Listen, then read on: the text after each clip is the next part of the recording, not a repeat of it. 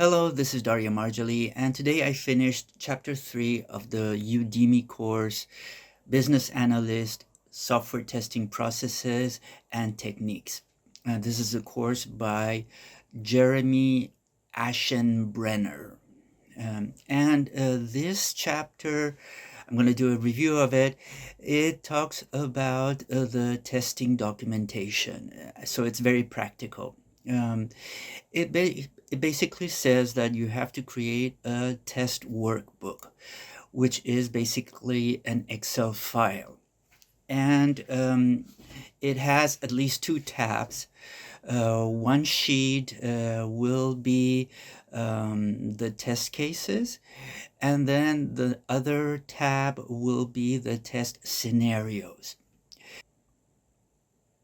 The first sheet is called test cases.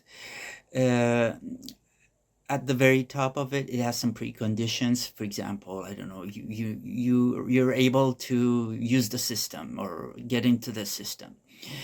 Then it has the test cases.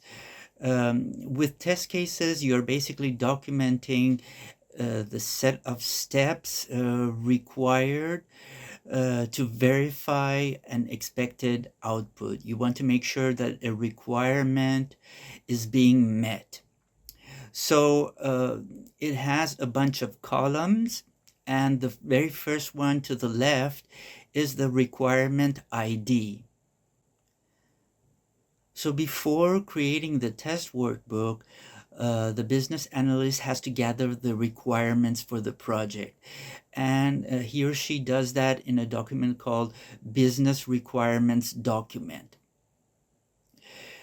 So then later in this test workbook, in the first column, the business analyst puts the number for that requirement. So requirement 1.10.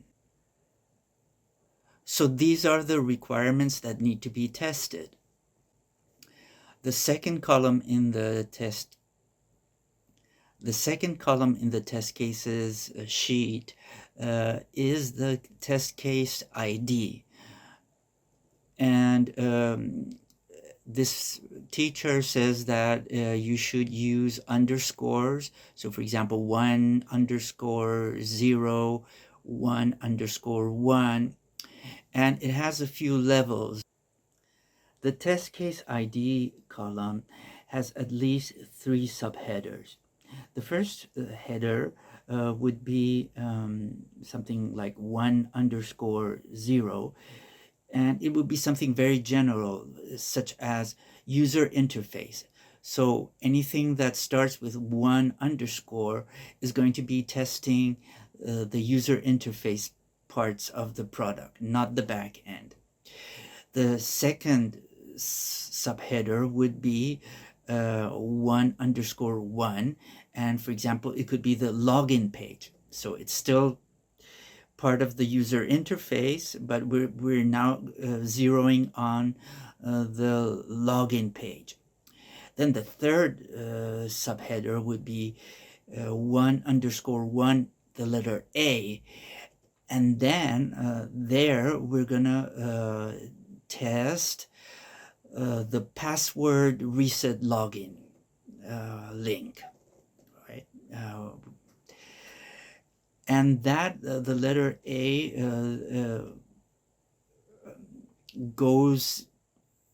is at the same level as the requirement, as one of the requirements.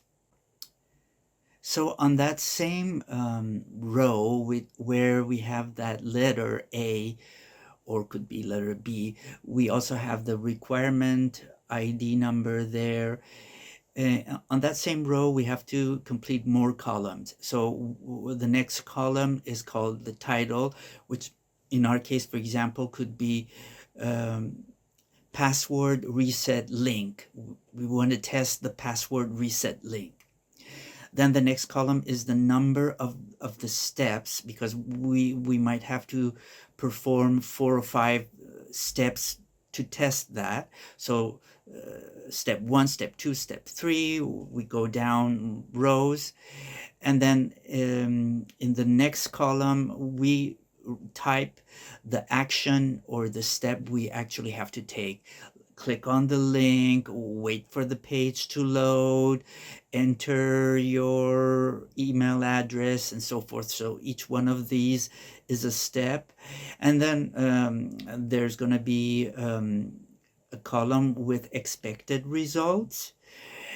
And then finally, there's going to be another column with fail or pass. And then you can also have a notes and remarks column. What's important here is that if you have one row where there's a fail, you probably have to go into Jira or whichever ticket management system you are using and create a bug there. Say, you know, this failed here, and you send this back to the developers. The next sheet or tab that you need to create as a business analyst for your test workbook is called test scenarios. Scenarios are very high level activities that are directed at business people. So this is when you take this product to a business person, for example a customer, and you say, well, see if you can log in. And the idea here, I mean, you're not giving them very detailed things, you're giving them high level activities to do. This is to discover if the business person is going to try non-traditional ways to do the activity that you hadn't accounted for when you created the test cases. The test scenario sheet has the test scenario ID, and the only difference with the numbering is that it's going to have an S in front of the numbering. So S1 underscore 0, S1 underscore 1, and then you have the scenarios there. And that was it. That was chapter 3 of the course Business Analyst, Software Testing Processes and Techniques.